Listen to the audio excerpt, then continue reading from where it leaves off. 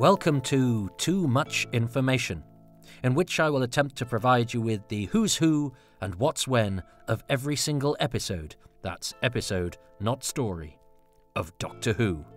This is a podcast for everyone, with even the most passing interest in Doctor Who. A jump-in point for those of you lucky enough to be discovering the episodes for the very first time, or a mine of consolidated info, trivial nuggets, and fanish observations to pique the interest of even the most jaded old Eternal. I'm going to go through the series one episode at a time, outlining the basics, nailing down the facts, throwing the spotlight onto the unexplored, and generally being enthusiastic. I come to praise the Doctor, not to bury them. With the difference of opinion being weaponized and umbrage of increasing currency, I shall be using my little corner of the internet to bombard you with positive ions and to beat happiness into you with facts and observations and names and dates and stuff you didn't know you cared about. Not that I can guarantee you will care about them once you've heard them, but I hope so, and one good solid hope is worth a cartload of certainties.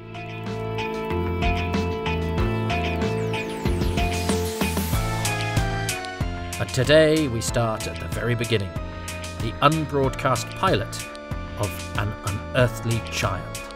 So join me, Toby Hadoke, as I guide you into the who, what and when of Doctor Who, An Unearthly Child, the pilot episode.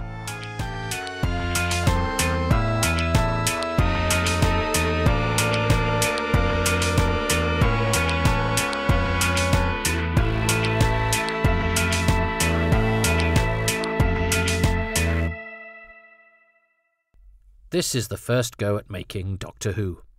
During recording, they did the second half of the episode twice. Nevertheless, it was deemed unsuitable for broadcast and would be remounted a month later in a revised form, and that would be the first ever episode of Doctor Who on the 23rd of November, 1963. But the road to the Cave of Skulls, that's episode 2, was paved with good intentions, bad ideas, wobbly doors, and an unrepeated sojourn into the 49th century.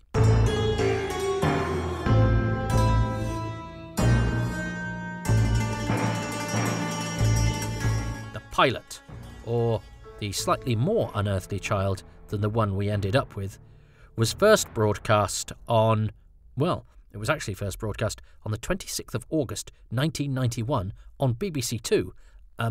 We'll come to that. It starred William Hartnell as Doctor Who, William Russell as Ian Chesterton, Jacqueline Hill as Barbara Wright, and Carol Ann Ford as Susan Foreman. It was written by Anthony Coburn, produced by Verity Lambert, and directed by Waris Hussain.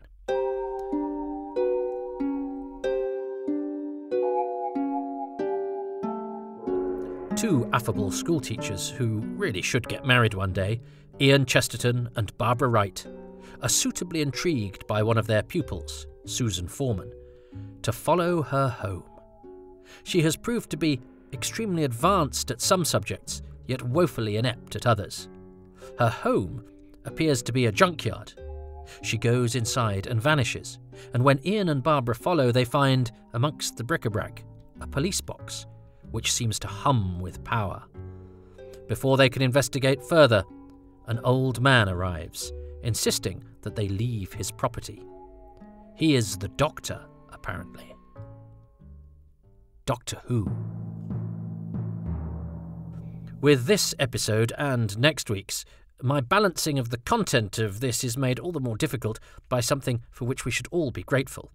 These episodes exist. So does a lot of the paperwork. Countless people have been interviewed about them, and their historical significance means that they have been scrupulously picked over. Now, I'm hoping I've got my balance correct, and I'm sure you'll tell me if I haven't. And hey, if it turns out that none of us like this, I can always re-record it with fewer mistakes and a friendlier central character. I'll even let you buy me a Chinese meal in order to tell me everything that you hate about it.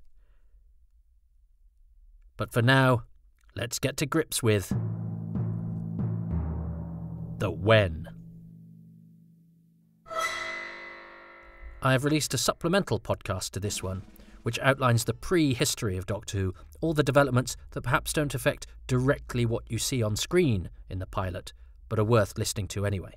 But as for the pilot itself, well, 1960. Yep, I'm going for 1960, around May, as the time when the first footage for Doctor Who is actually produced.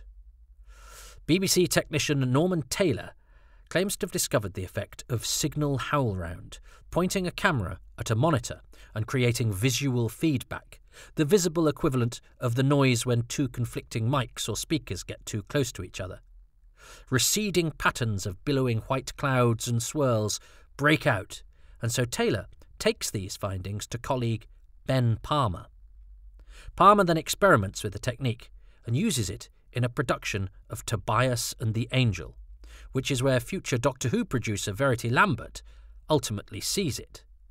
Now, some reports have Palmer using it in early 1951 for a production of Amal and the Night Visitors. I have, after much digging, rejected this theory.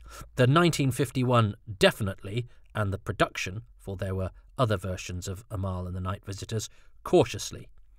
I have, however, dug up a copy of Tobias and the Angel, odd to see something no one has seen in 60 years, just to ascertain whether it has bits of prenatal Doctor Who in it. And there it is.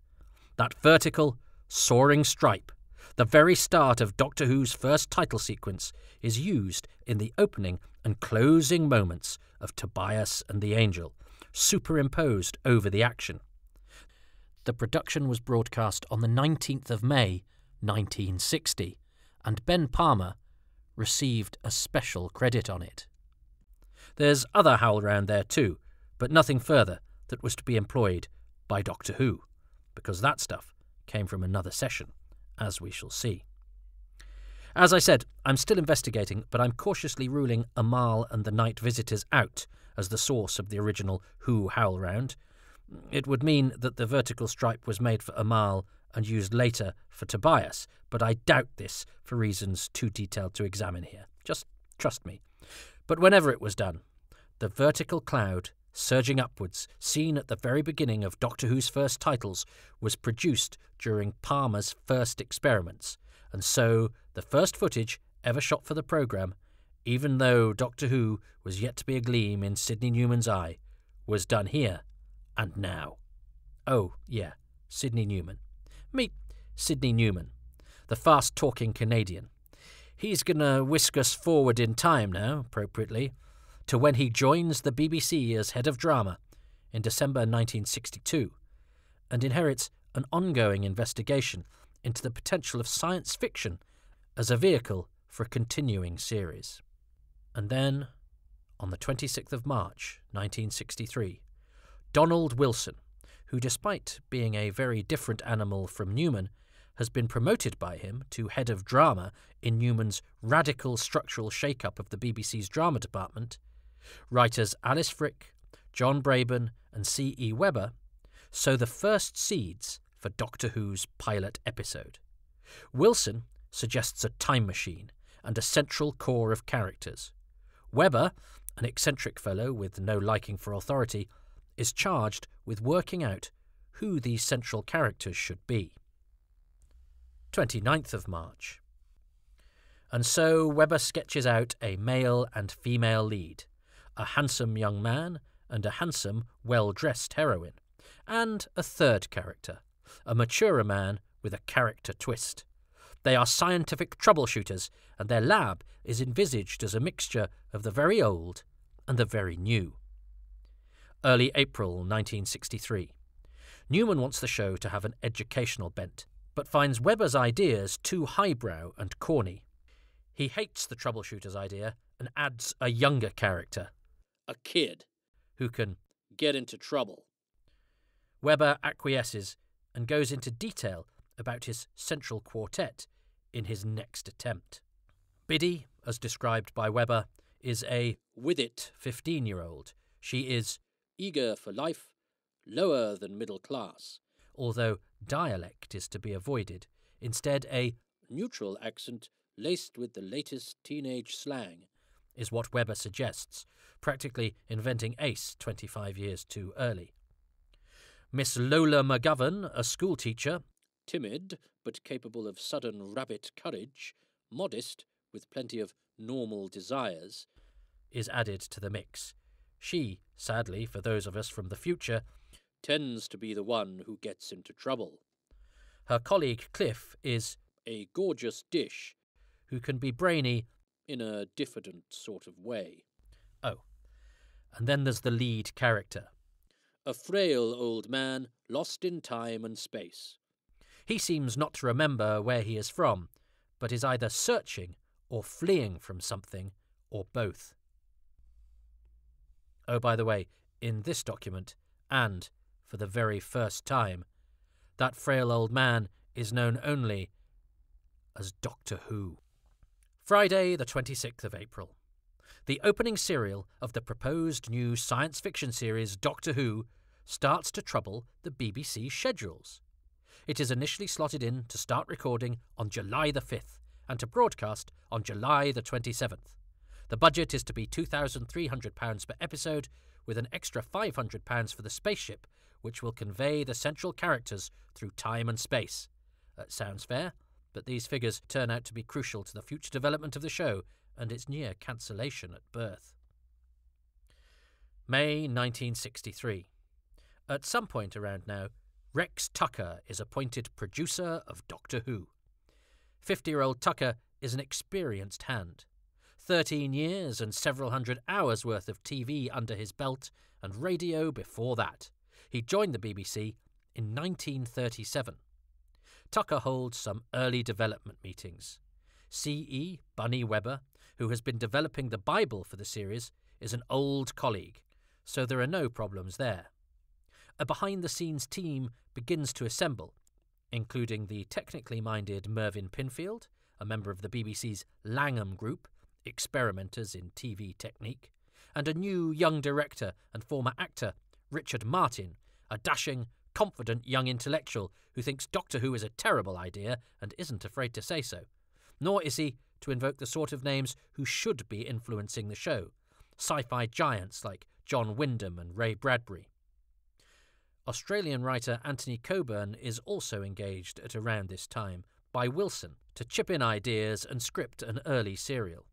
He has written for Knight Errant Limited, Dr. Finlay's Casebook, and a one-off called The Watching Cat, which starred an actress by the name of Jacqueline Hill. May the 15th. Webber drafts a new set of guidelines for the now delayed show. It's not going to be ready for July. The clock is reset. The 2nd of August will be the day the show begins filming, and if Webber has anything to do with it, Biddy will now be either Gay, Jill, Janet, or Jane, or one of his two favourites, Mandy or Sue. It is in this document that the idea that Doctor Who's ship be disguised as a police box appears for the first time. Coburn has subsequently been given credit for this, but in terms of paper trail, it's Webber's document, prepared, it has to be said, as a result of various unminuted meetings with unverified attendees, that debuts the blue box. Also, though it looks impressive, writes Webber, it is an old beat-up model which Doctor Who stole when he escaped from his galaxy in the year 5733. It is uncertain in performance and needs repairing. Doctor Who has forgotten how to work it, so they have to learn by trial and error. The first story is still intended to be Webber's The Giants, which has all 4 regulars being transported to the male teacher's science lab, but reduced in size, and so everyday objects and creatures become lethal. Wilson puts a line through Webber's description of the Doctor and alters the description of the Doctor's vehicle from the machine to the ship. May the 16th. Webber produces another document, which Wilson amends, and this results in a rigorous proposition for, and I quote, an exciting adventure fiction drama series for children's Saturday viewing. And several core ingredients are in place. 25-minute episodes, each with their own title, 4 to 10-part stories, strong cliffhangers, and as for our 4 characters, Sue is sharp, intelligent, quick, and perky. She has a crush on Cliff, despite him having the same name as Cliff Richard, who she thinks is a square. Cliff is now a physically perfect science teacher aged 27, whilst 25-year-old history mistress Lola McGovern experiences undercurrents of antagonism with Sue because Lola also admires Cliff. These are our identification figures, because the central character is a mystery. Doctor Who. The humans call him Doctor Who because they don't know his name. He's about 650 years old. He's frail-looking but wiry and tough like an old turkey. He's bewildered but also capable of malignance and can be paranoid about his travelling companion's motives. His memory is fractured and he doesn't know where he came from, but he gets snippets of reminders. He has maybe been involved in a galactic war from which he is fleeing. This document, which contains many of the fundamental aspects of the show, is credited to Wilson, Webber and Newman. The latter, who has had final say on all the ideas, is satisfied and sends these to his boss, Donald Baverstock. The show is to hit the screens on August the 24th. The weekly recordings are scheduled to start on Friday the 2nd of August, though a month earlier they are to make a pilot on the 19th of July at Lime Grove, with any necessary pre-filming carried out on around July the 8th. If the pilot doesn't quite work, there is already provision to remount it 2 weeks later if necessary. Discussions have been held with other writers who are enthusiastic. The mooted science fiction series is now a tangible, going concern. Doctor Who exists, and in the words of Donald Baverstock, it's looking great. This, however, is not to be the view of some of his colleagues.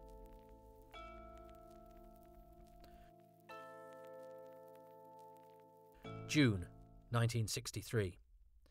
10th of June. Coburn is working on script number 2 about the Stone Age, whilst Webber has been progressing with the Giants idea. But what he produces is causing increasing frustration for Newman. There's also a fear that it won't be practicable, and as the mooted recording dates are now drawing closer, Wilson opts to bring Coburn's Stone Age serial forward, ask the Australian to prepare a second story, and abandon the Giants. And with that, C.E. Cecil Edwin Bunny Webber, one of Doctor Who's principal architects, leaves the project and never returns to it. He won't be the last casualty. 13th of June. The first 8 episodes of Doctor Who are confirmed to be recorded at Lime Grove Studio D, the last place anyone involved in mounting the show wants to find themselves in. Doctor Who's demands on equipment and the design department are also ruffling feathers within the BBC. Oh, and talking of feather ruffling, another breeze is caused by the entrance of a young woman known to Newman from ABC, Verity Lambert, a trendy and ambitious 26-year-old who has been appointed to produce Doctor Who. Newman, stung by his experiences with the old guard since joining the BBC, wants someone with piss and vinegar and a keen sense of the now. Lambert has no experience in producing or writing or directing, but she is intelligent and neither gives nor takes nonsense. Donald Wilson, cautious and reserved by nature, is somewhat nonplussed by the engagement, and with the show already irritating various department heads, it feels like Doctor Who has been conceived with the sole purpose of annoying the entire BBC. Tucker, despite the arrival of Lambert, is still on board as the first serial's director and presumably some sort of advisory or supervising producer. He does not hit it off with Lambert, however. They don't agree on anything. This compounds Lambert's unease on arriving for work at a time when the two men who either hired or backed her or both, Sidney Newman and Donald Wilson, are on leave. A friend at least materialises in the shape of a young university-educated British Asian called Waris Hussain, who is brought in to direct Serial 2. 14th of June. Anthony Coburn is formally commissioned to write the first 4 episodes. the last 3 of which will be his Stone Age idea, whilst the first will be an establishing instalment based on Webber's notes. Coburn is a staff writer, and his hiring is justified by the expediency with which the scripts are required. And he's also commissioned for the second story because, having written the first, and because they are now running out of time, he is the person best placed to do it. The series is now looking to launch on September the 7th. 17th of June. Doctor Who continues to be sketched on paper, and the beginnings of what viewers were eventually to see start to become more discernible. Coburn's draft script is called Doctor Who and the Tribe of Gum. Miss McGovern and the artist formerly known as Cliff, but who is now C.E. Chesterton, after G.K. Chesterton, the writer whom Coburn so admires, become intrigued by their pupil, Susan, or Suzanne Foreman. The script follows the pattern of what will eventually be broadcast in many places. There are some differences. Chesterton, thinking he has previously met the Doctor, but cannot remember exactly when or why or how, is explained away by the Doctor telling him he has wiped his memory by giving him a cigarette laced with a special mind-wiping drug. If that did end up in the episode, the BBC presumably handed out special mind-wiping cigarettes in order to help us all to forget that it did. The ship is described as a change and dimensional electronic selector and extender. Somebody has certainly been smoking something, and the Doctor's race have apparently been under attack by some folk called the Paladins. Doctor Who, by the way, is 300 times Chesterton's age. Suzanne is now the Doctor's granddaughter, Coburn's invention, because he was concerned at the dodginess of a young girl hanging about a junkyard with an old man. Lambert likes this idea. Newman hates it, and presumably says so without much diplomacy. 20th of June. Lambert, Tucker, and Richard Martin engage in discussions about the technical feasibility of the show this week. There's an air of creative excitement mixed with a certain amount of dread. Unfortunately for them, the head honchos at the BBC continue to argue about the feasibility of this much-delayed show, with some complaining about the lack of scripts on which they can base their planning. 24th of June. The final key regular production team member, David Whittaker, has taken his place. A former actor and now scriptwriter with experience on soap, compact, and adventure, Jerry Halliday, for the BBC, Whittaker, known to Wilson and currently working out of a caravan in the BBC car park, is brought in to script edit the series, licking stories into shape and ensuring that they fit into the general concept. 25th of June. While Newman fights fire with fire after a roasting from the planning department, Coburn has been revising episode 1 and drafting episodes 2 and 3. The ship loses its rubbish name and instead doesn't have one. The Doctor's mind-bending fags have gone. Chesterton loses his initials, and Miss McGovern becomes Miss Canning. Suzanne, or Findu Clare as the Doctor calls her, is only posing as the old man's granddaughter. She's a space princess in hiding. Doctor Who, like her, is an alien, and Doctor Who is just the English translation of his name. He is a lord of the House of Duclair. He rescued the princess when she was a baby, and has taken her away in the first space-time machine made by his people. Whittaker and Lambert are thinking what you're thinking. They're not too happy.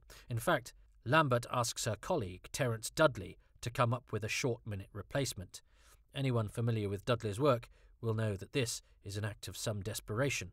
But it's too late.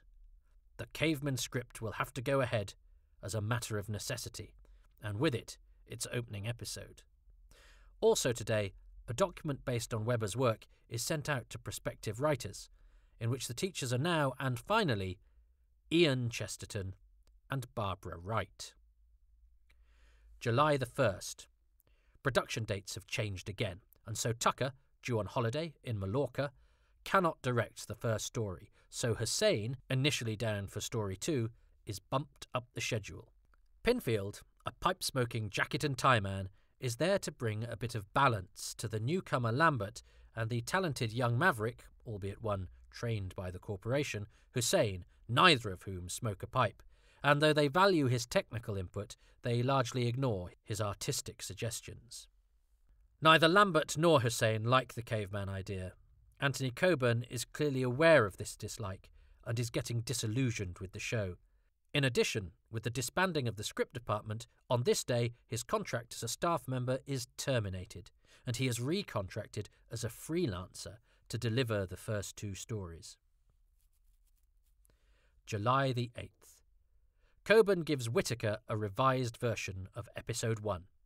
The spaceship scenes have been altered, including a moment when the Doctor speaks into the machine's operating controls in an alien language. Lambert and Whittaker are happier with the script, though they feel Suzanne as Princess needs a tweak in tone and that Chesterton, though much improved, is a trifle too beefy. July the 10th. With Lambert having had to repeatedly badger the design department to give her someone to take care of her show, she is finally allocated a set designer. Peter Brahatsky has been assigned, but a meeting with him today does not go well. He can only spare them half an hour today, during which he tells the production team that he's too busy to even start his work on Doctor Who for a fortnight. His brusque manner and dismissive attitude to the show does not endear him to Lambert. She's got a programme to make. July the 11th. During the casting process, Lambert has an idea. Film actor William Hartnell's tough guy image has been established in films like Brighton Rock, and he is a familiar television face thanks to his turn as Sergeant Major Bullimore in the ITV sitcom The Army Game, and sergeants have been something of a speciality that Hartnell is keen to break away from. In an attempt to do this, he has appeared in the film, released in 1963, which has given Lambert the idea he might be her man. Particularly impressed is she with his touching portrayal of the possibly homosexual old rugby scout in Lindsay Anderson's testosterone-fueled study of flawed masculinity, This Sporting Life. Hartnell is telephoned by his agent, Terry Carney, today and told about Doctor Who. July the 12th. Waris Hussein and Verity Lambert woo William Hartnell over lunch and assuage his many concerns. Typecasting, playing an eccentric, working for the BBC, which, shocking considering his prolific career, he hasn't done for 25 years. It's a good day for the show, because Whittaker also gets a script from Coburn which has any references to Findu Clare and the Paladin removed, and in which Suzanne is finally nailed down as Susan. Lambert approaches the French experimental music group Les Structures Sonores to do the theme tune, and they send her a demo. David Whittaker has shared a new series guide for prospective writers, which reflects many of the toings and froings between the production team, and which contains many aspects of the first episode, including Susan persuading the Doctor to give her a chance at life as a schoolgirl in 1963. She admires the people and the period, and this will enable her to create a sustained period of existence. She has a wide knowledge of some things and is lamentably ignorant of others. She also has a crush on Ian. The Doctor's ship is filled with bric-a-brac acquired on his travels, and it also has a year-ometer, but the controls are damaged during the first adventure, which means that the Doctor cannot use it, and therefore cannot return Ian and Barbara home. Another crucial storylining edict is that the ship transports the travellers from place to place in time and space, but once they are there, they only have their wits to assist them. Whilst their mode of transport may be futuristic, they have no ray guns or sci-fi technology at their disposal. Also, they cannot make history themselves. Not one line. This document, which also outlines the first episode and the first two stories, is used to solicit writers, including future Doctor Who scribes Malcolm Hulke, Terry Nation, and Robert Banks Stewart, although only one of those is successfully recruited for the series right now. The others will have to wait. July the 23rd. It's official. Doctor Who has a cast. William Hartnell signs on to play the Doctor. William Russell, a busy actor who had played the title role in ITC's 1956-57 series Sir Lancelot, is the only person considered for Ian Chesterton, and he accepts.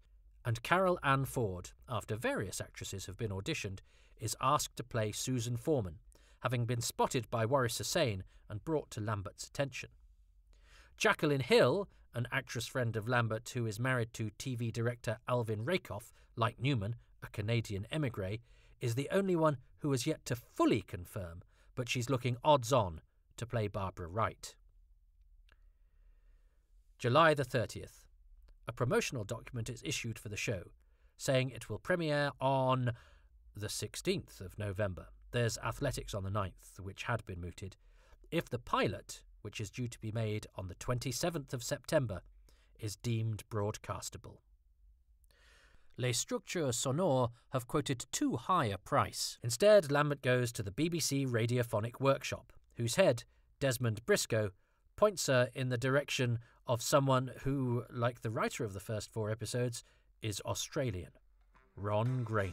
Grainer has been featured in a programme called Master of the Signature Tune, an apt title for a man who has provided memorable theme tunes for the likes of Maigret, Steptoe and Son, and That Was the Week That Was. Grainer is booked to produce the theme tune. The stipulation from Lambert is that it has to be something that can be realised electronically today. 20th of August, 1963. There is another experimental session of Signal Howlround mounted, this one specifically with Doctor Who in mind. So this is where the first footage ever actually made specifically for Doctor Who is generated. And the 20th of August continues to be significant. It is the birthday not only of the 7th Doctor, Sylvester McCoy, who is 20 today, but also his companion Ace, Sophie Aldred, who celebrates her first birthday as the cameras begin to roll, and Anthony Ainley, who played opposite them as their arch-nemesis the Master, who is turning 31. It is also the birthday of another science fiction hero, Andre Morel, who played the title role in Quatermass and the Pit, he's 54 today, and of 21st century Dalek operator Barnaby Edwards, although he won't be born for another 6 years. Presumably the fact that it's my other half's birthday is an elaborate attempt on her part to get my attention. But put it like this, no true sci-fi fan should have any candles or champagne left come August the 21st. Anyway, back to August the 20th, and this one, the one in 1963. Graphic designer Bernard Lodge, one of the great heroes of Doctor Who, we'll be meeting him a lot later, designed the logo and is also here on this day. According to Lodge, speaking to me exclusively for this broadcast, his job was to provide some lettering that would be animated in a way that suited the electronics. At that time, I'd become quite clever at animating by reflecting off curved mirrors and running under glass or whatever. But when I saw the amazing effects, I suggested that surely there was a way we could pipe it through the system. That suggestion was my main contribution to the first title sequence. I didn't realise that to put my lettering through the effects, they would have to employ a main studio at White City for half a day. So on the day, I turned up with my little Doctor Who 12 by 9-inch card. In the control room were a group of people that I didn't know. I learned later that the main man who controlled the effects was Ben Palmer, so I watched him as he made all the adjustments and tried various inputs, such as mirroring the type. These efforts mean that for a brief moment on screen, it looks like the programme is called Dr. Oho, which I note here because it's something we've all thought at some point, isn't it? Anyway, Bernard Lodge continues. Ben Palmer was a brilliant technician, and I did not in any way control the session. The session was an untidy thing. When it seemed to be going well, they cued the film recording to start, but then the electronics faded, and so on. But it was astounding when we saw the Doctor Who type create that Rorschach kind of display. An attempt is made to feed a face into these pictures, and the results are terrifying. But the use of a struck match or a pen torch helps to produce the amorphous clouds of interdimensional space-time, or whatever it is, that transports the viewer into the brave new world of Doctor Who. With Norman Taylor, the technique's pioneer, apparently on hand to provide the light source today. The footage from this test still survives. Some more graphics work, captions, etc., is carried out later in a short session on the 31st of August, and the title sequence footage is then assembled by editor Richard Barclay at Ealing Studios on the 3rd of September. The opening sequence is ultimately edited by John Griffiths, who is the pilot's eventual film editor. July the 30th. Rex Tucker goes on holiday. It is the last that the Doctor Who production office will see of him for quite some time. He asks to be moved on, having clashed with Lambert. And so some more of the old goes out as the new continue to be ushered in order to dress Doctor Who, the programme, if not the character, in their clothes. September the 13th. Ushering in the police box proves to be somewhat more difficult. An experimental session today to see how best to materialise and dematerialise the TARDIS at Lime Grove Studio D is hampered because the prop is too tall to fit into the Lime Grove lift. 18th of September 1963.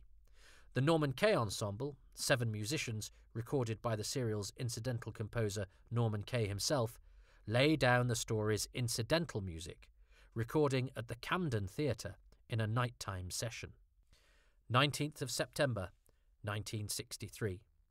The receding London, seen on the scanner, and the TARDIS in the desert are filmed at Stage 3 at Ealing on this day.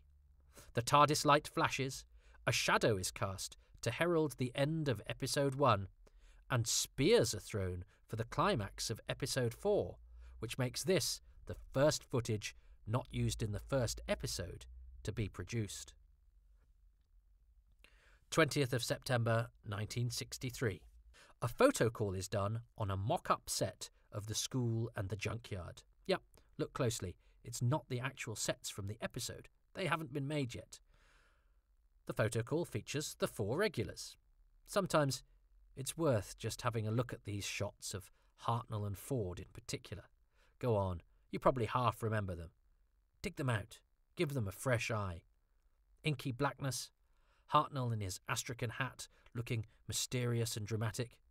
They're magical. They also give us a glimpse of Susan's leather hat and light coat combo that frankly doesn't get enough of an outing in the episode.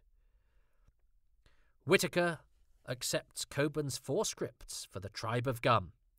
Any further rewrites will now be done by Whittaker. No one is especially happy with Coburn's stuff. The very concept of the caveman story hasn't won much love and is being proceeded with out of necessity, and the Australian starts to feel frozen out of the Doctor Who inner circle.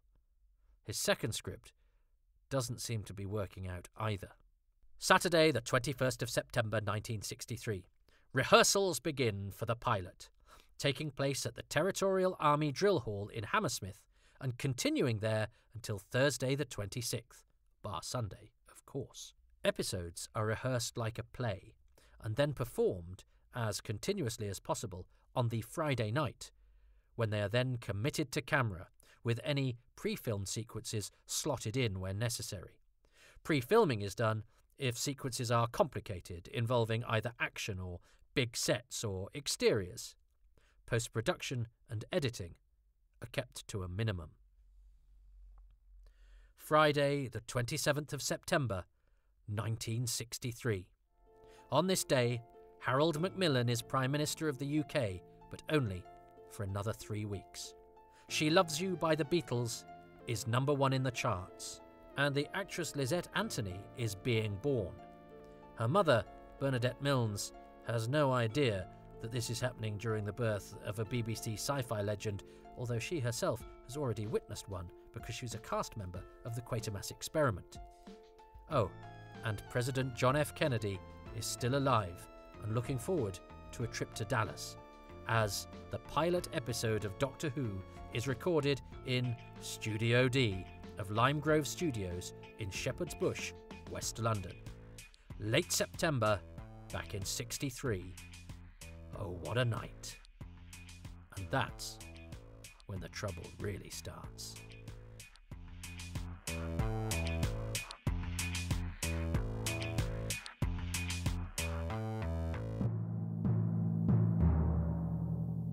The what?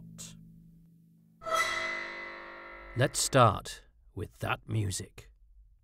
Although it was composed by Ron Grainer, it was arranged by Delia Derbyshire at the BBC Radiophonic Workshop, an in-house bevy of composers and sound experimenters, audio boffins who treated notes like chemical elements, pulling and pushing them and mixing them with other things to see if they'd explode. Grainer himself admitted that he took no personal credit for the unearthly quality of the finished piece, which sounds like the haunting of the echoey corridors of space and time. In fact, it sounds like nothing or no instrument, sucking you into an audio landscape of unfamiliarity, and yet not so discordant as to be lacking in musicality or rhythm. There's a reason they've never changed it. Another sound genius, Brian Hodgson, whose work on 1960s Doctor Who, as we will see, is more important than is often documented, managed to give the sound of the TARDIS taking off give you the impression that the whole fabric of space and time is being rent asunder by a Heath Robinson dimensional engine. And he did so by scraping his mum's back door key up and down a piano wire and mucking about with the results. And then there's the story, setting the scene for a series now approaching its 60th birthday. It's an episode so familiar now, and yet in this iteration, strangely off-kilter. Received wisdom has it that the production is a bit of a mess, but although there are technical problems, it is still a beguiling and atmospheric piece of telly. It certainly retains the strangeness of 60s Doctor Who, and its unfamiliarity emphasises the weirdness, and I contend that Doctor Who would never again be as consistently weird a programme as in the Hartnell era. Anyway, the pilot is enchanting because the familiar is so unfamiliar. We've been told a million times that the music has a thunderclap that doesn't make it into the final mix used a month later, and yes, there it is. But doesn't the whole thing also seem more echoey as well? The wee-oos a little more sustained and haunting.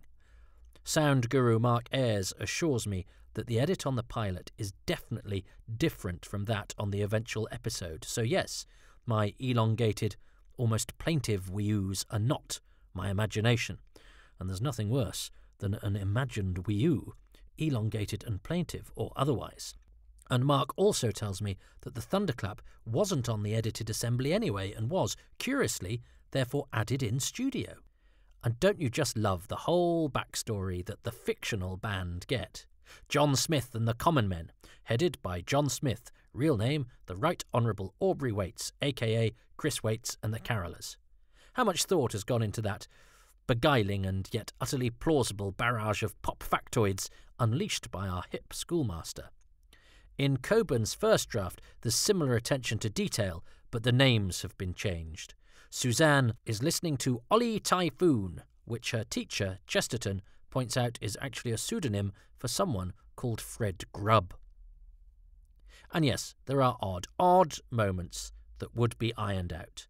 As the camera follows the policeman in the opening scene, for example, it oddly pans away from him to linger on, well, I don't know, it looks like a bit of paper.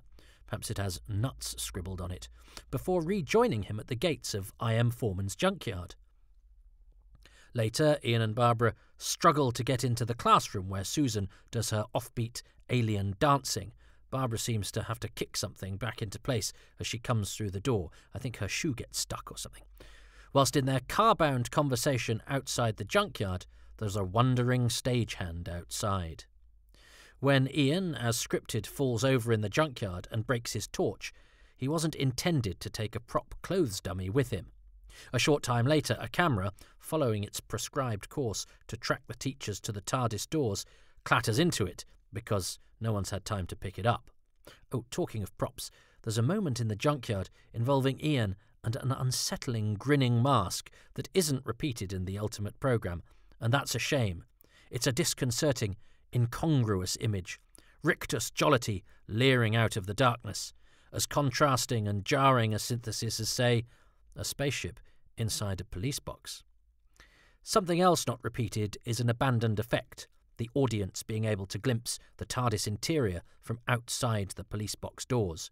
This was never again attempted in the series until becoming a commonplace occurrence in the show after its 2005 resurrection, because I guess it had got slightly easier to do by then. The second half of this episode was essentially rejected twice. You wait for the chance to turn down the first ever scene set inside a future TV icon, and two come along at once. But before it has even got to Sidney Newman, the production team elected, immediately upon completion of the first recording of the episode, to have another go at mounting the drama from the moment Barbara enters the TARDIS. This was a good place to go from for two reasons. One, it was the place of a scheduled recording break and a change of set, and two, it's when most, if not all, of the show started to go wrong. As soon as our heroes enter the TARDIS, they hit trouble, with the doors banging and flapping about and having to be rescued from behind by stagehands when they're out of shot.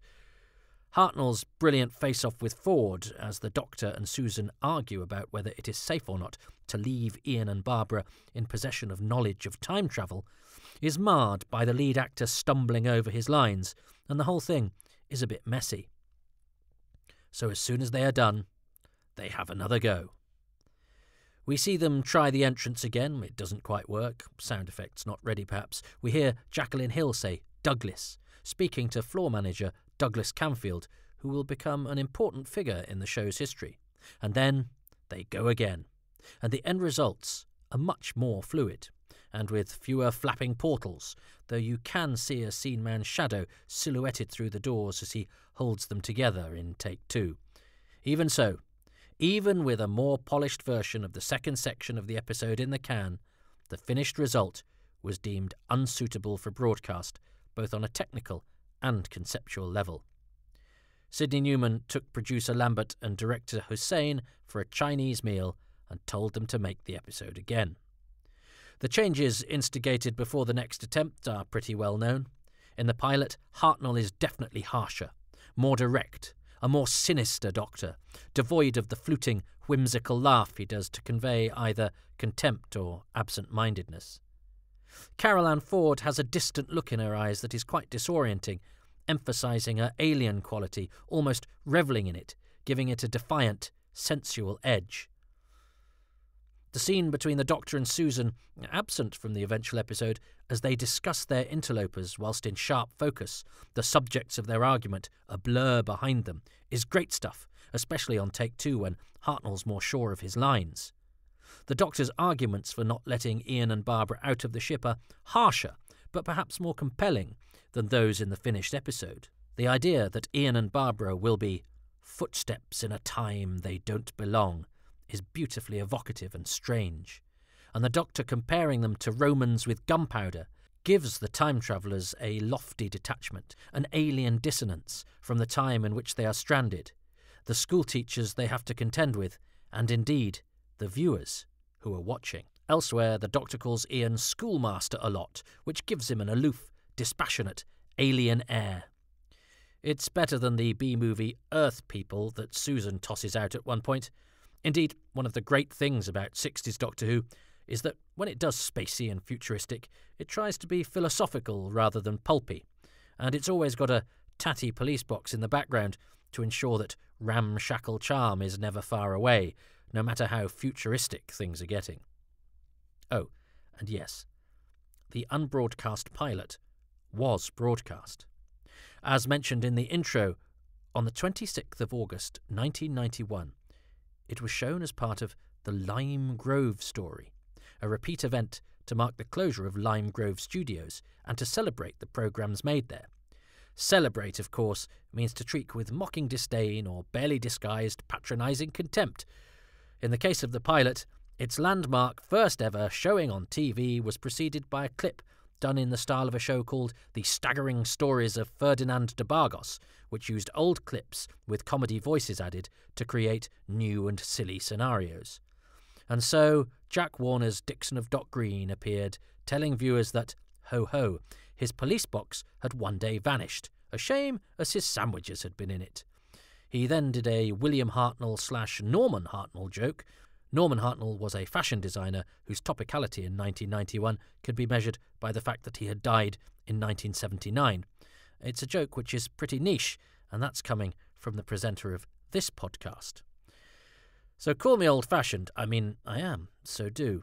But what followed might have benefited from a bit of context, such as the fact that it was a hitherto untransmitted trial run, so that the viewers could be informed and educated as well as entertained. Those old things. Anyway, they decided to show the clunkier first take of the TARDIS, probably more out of laziness than malice, but the effect will have been the same. The version of the pilot on the VHS release, The Hartnell Years, released 2 months earlier, at least had the courtesy to use the more technically accomplished second take of the TARDIS stuff. The VHS release of The Edge of Destruction in 2000 also included the pilot, but had all of the footage on, both versions of the TARDIS scene and the attempt abandoned after mere seconds. The DVD release as part of the beginning box set, released in January 2006 in the UK, is a bit confusing because the Play All section has a morphed version of the pilot on directly before the actual episode 1, which is a rather odd decision. This morphed version is a combination of the best takes of the pilot with digital trickery to iron out some of the mistakes, and it's an interesting curio.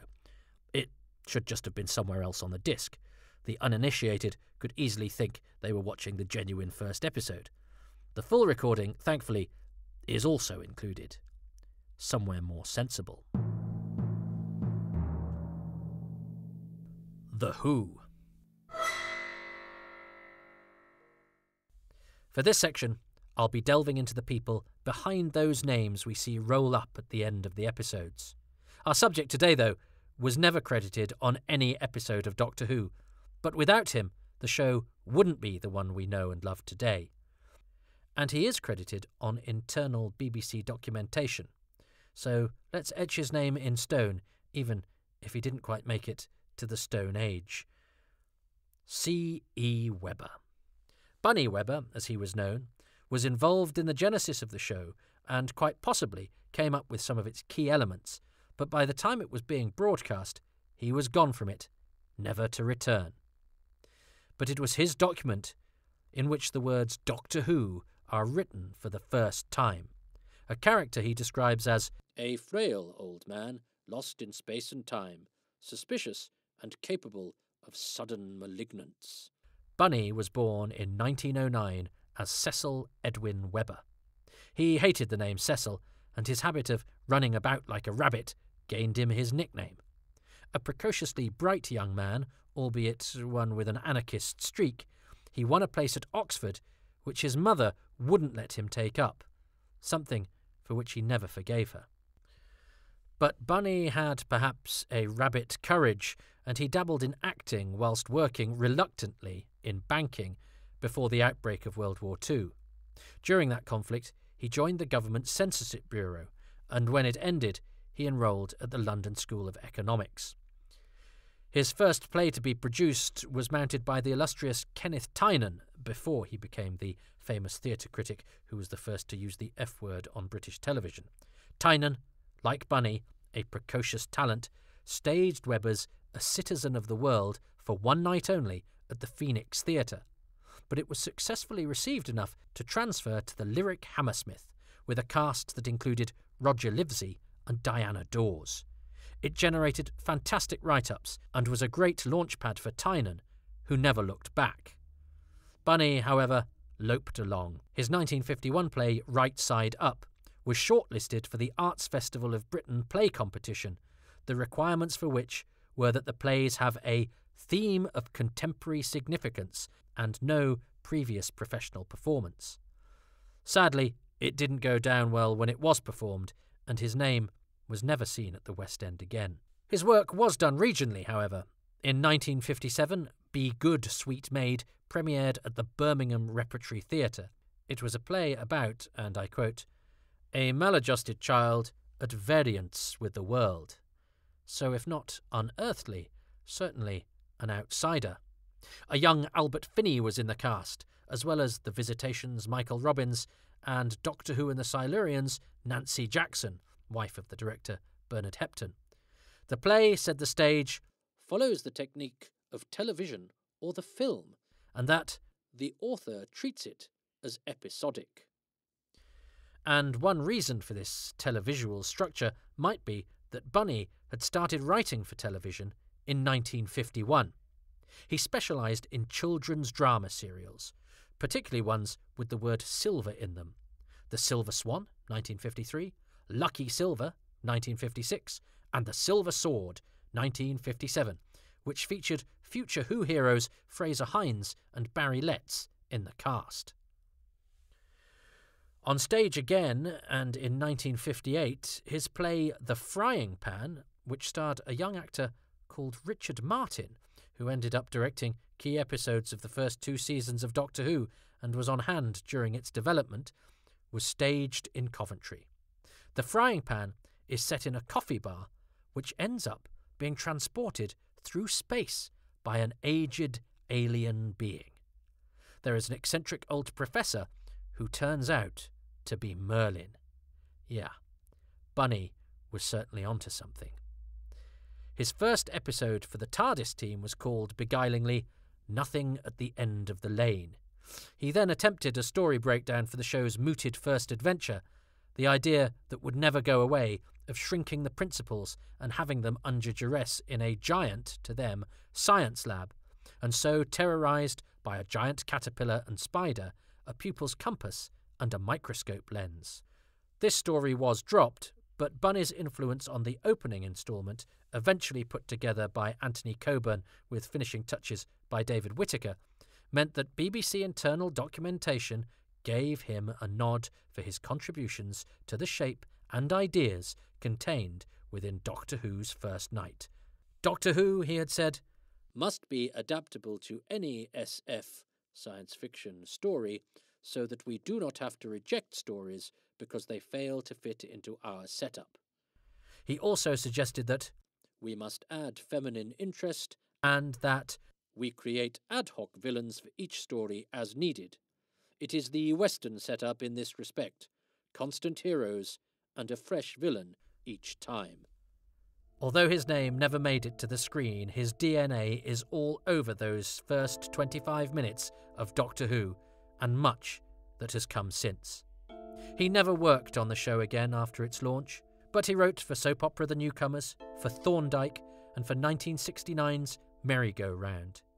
Sadly, his lifelong mistrust of, ironically, doctors meant that he hadn't sought medical help for what turned out to be pancreatic cancer, and so, aged just 60, in July 1969, Bunny Webber came, prematurely, to the end of the lane.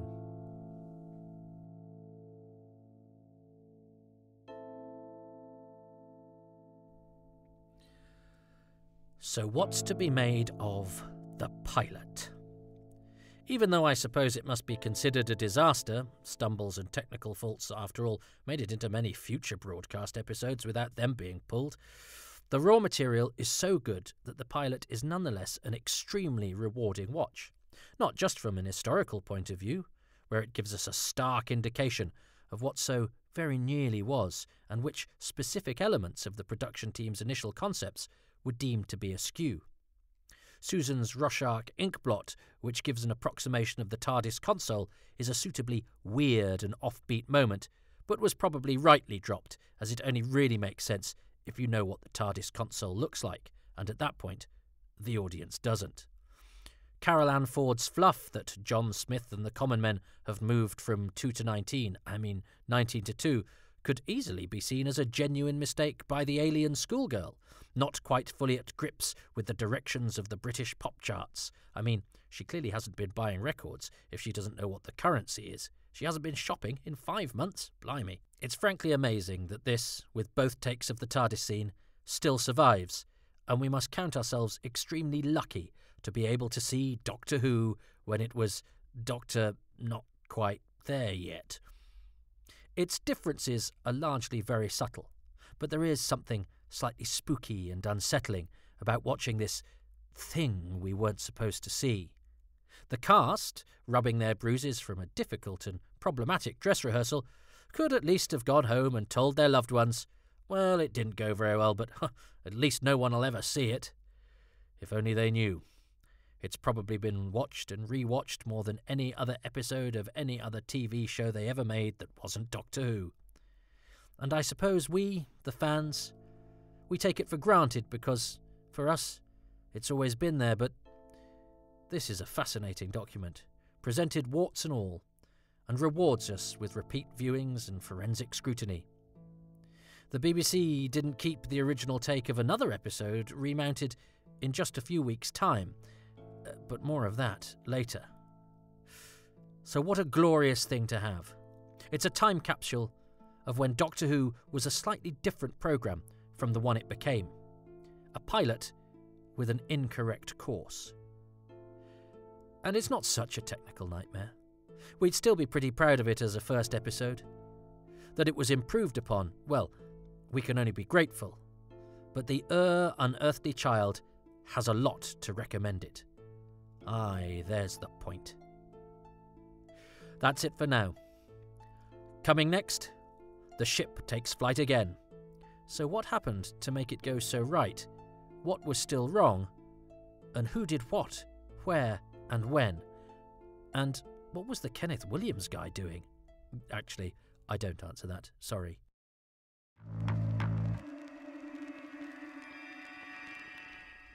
Thanks for listening to Doctor Who, Too Much Information. There is a supplemental podcast to this episode which contains even more arcane facts. A biography of the man whose face was used to test the titles.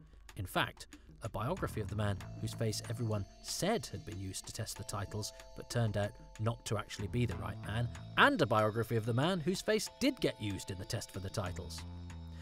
Everything you need to know about the Arthie Nelson Group and why their name is often got wrong, and a brief dip into the series Knight Errant Limited, which seemed to be the talk of the production team when they were preparing to make Doctor Who.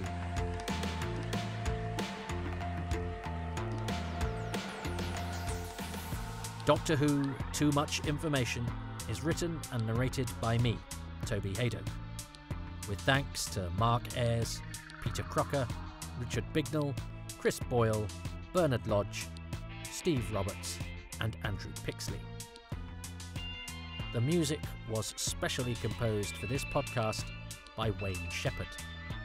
Next episode, An Unearthly Child, actual version, or A Cold, Wet Night in November.